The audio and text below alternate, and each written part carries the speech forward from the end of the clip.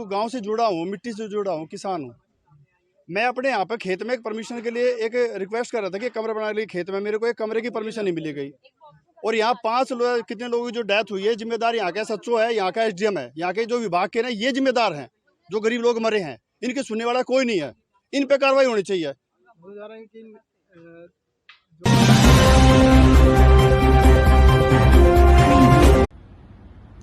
कल दिनांक 15 जुलाई को अलीपुर के बकोली गांव में जो दीवार ढह जाने से हादसा हुआ था, उसमें अभी तक 5 व्यक्तियों की मृत्यु हो चुकी है और 9 लोग अंडर ट्रीटमेंट है।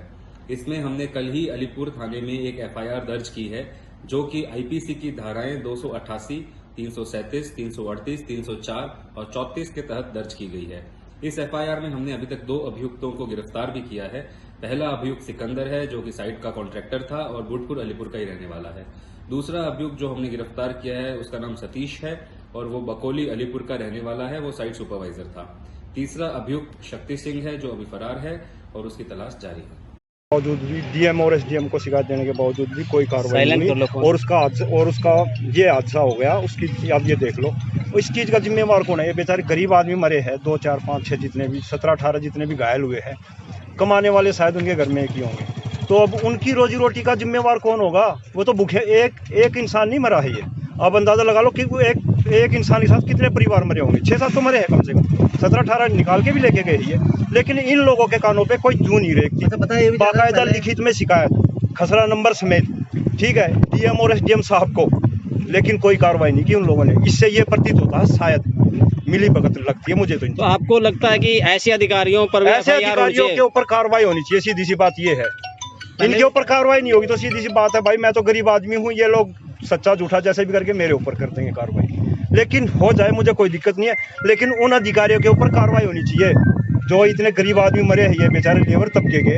और उससे पहले भी 5-6 आदमी मरे नहीं थे, घायल हुए थे, ऐसे ही पड़ गई थी बकोली में, शमशान घाट वाले रोड पे, ठीक है ना। एक गोदाम में आग लगी थी ऐसे ही, शिकायत देने के बावजूद भी लेकिन हादसे लगातार हो रहे हैं जी, कोई भी एक भी सबक नहीं ले रहे। और क्या क्या परेशानी है अवैध गोदाम? परेशानी है, रोड तो देखे होंगे आपने, रोड तो है ही नहीं, रोड टूट जाते हैं, सांस की बीमारी, धूल उड़ती रहती है, ठीक है, कोई कार्रवाई नहीं करते ये लोग।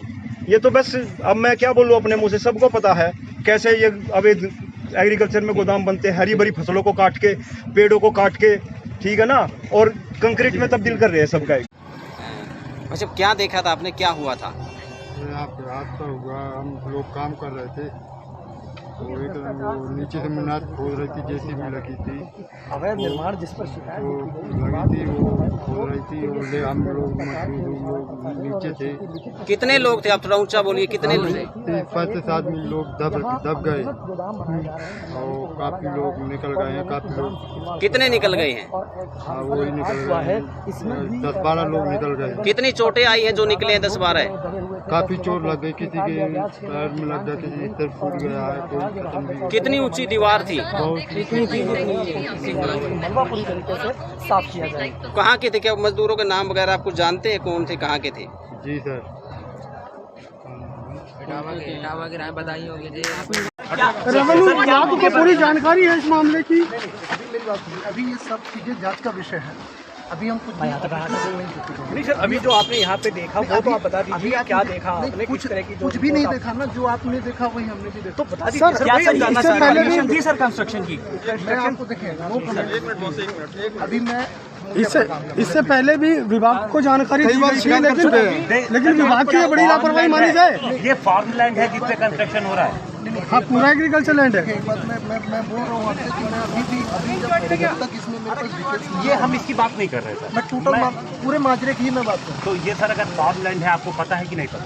आप मेरी बात, वो सब चीजें जांच का विषय है। नहीं, ये फार्म लैंड है, ये जांच का विषय है सर। आप मेरी बात सुनो, बिल्कुल जांच का विषय है। अगर यहाँ पे अभी ये माजरा सीधे रेवेन्यू का नहीं रह गया है, अच्छा, यहाँ पे एक इंसिडेंट हुआ है, तो ये कई सारी एजेंसियां जब तो रेवेन्यू, मेरी बात सुनो जी, हम आपको बिल्कुल बताएंगे, अभी हमारे पास कुछ भी बताने के लिए नहीं सर। एक्सीडेंट में भी जो अभी तक हाँ, वो इंडस्ट्रियल एरिया का फैक्ट्री डिपार्टमेंट देता है लाइसेंस देने से पहले सारी चीज़ें चेक करते हैं।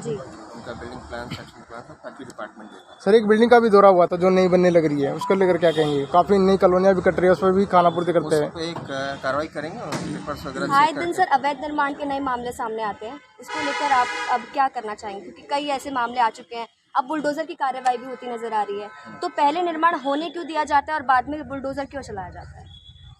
ऐसा नहीं है कि होने दिया जाता है, जो नोटिस में आता है इमीडिएटली रोकते हैं। उसके बाद भी अगर कोई नहीं मांगता है, बुकिंग होती है, बुलडोजर किया तो कई बार FIR भी कराई जाती है। जी, क्या मानते हैं आगे से कोई कंप्लेंट आएगी, शिकायत आएगी, आप उस पर कार्रवाई करेंगे? बिल्कुल कार्रवाई। डेमोनेशन के बाद जिस जगह का डेमोनेशन कर दिया जाता है उस पर पुनः निर्माण किस तरह का किया जाता है? क्या विभाग से उसकी जानकारी उपलब्ध कराई जाती है विभाग को, या फिर विभाग परमिशन देता बाद में? नहीं, ऐसी कोई परमिशन नहीं है। अगर डेमोलिशन हुए, अगर कोई प्लान सैंक्शन करा के कार्रवाई का काम करता है, बिल्डिंग नक्शा पास कर, तो बना सकता है।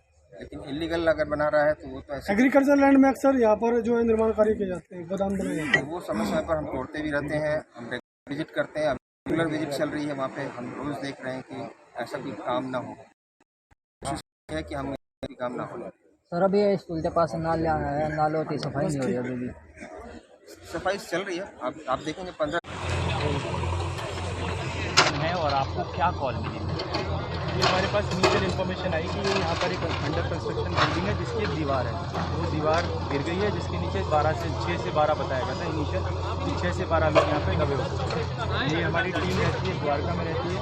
नियरेस्ट टीम यहाँ से लोकेशन RRC द्वारका है, RRC बोलते हैं रीजनल रिस्पॉन्स सेंटर। तो वहाँ से हमने एक टीम रवाना की जो सबसे पास में यहाँ पहुँचती है। बाकी हमारी टीम गाजियाबाद में रहती है, जामनगर या RK पुरा।